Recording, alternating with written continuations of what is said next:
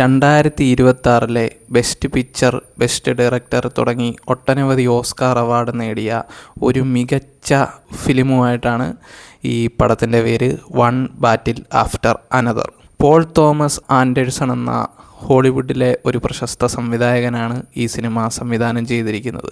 ഒരു അടിച്ചമർത്തുന്ന ഭരണകൂടത്തിനെതിരെ സ്വാതന്ത്ര്യത്തിനും നീതിക്കും വേണ്ടി പോരാടുന്ന ഒരു കൂട്ടം ആളുകളുടെ അതിജീവനത്തിനും ഭയത്തിൽ നിന്നുള്ള മോചനത്തിനും വേണ്ടിയുള്ള നിരന്തരമായ വിപ്ലവ ശ്രമങ്ങളും അവർ നേരിടുന്ന വെല്ലുവിളികളുമാണ് ഈ ചിത്രത്തിൻ്റെ പ്രമേയം. ഈ സിനിമ ചർച്ച ചെയ്യുന്ന ഇങ്ങനെയുള്ള ഒരുപാട് വിഷയങ്ങൾ, അതും വളരെ കാലിക പ്രസക്തിയാർന്ന രീതിയിലും വളരെ റിയലിസ്റ്റിക് ആയിട്ടും ചെയ്തതുകൊണ്ടാണ് ഈ സിനിമയ്ക്ക് ബെസ്റ്റ് പിക്ചറിനുള്ള ഓസ്കാർ അവാർഡ് കിട്ടിയത്.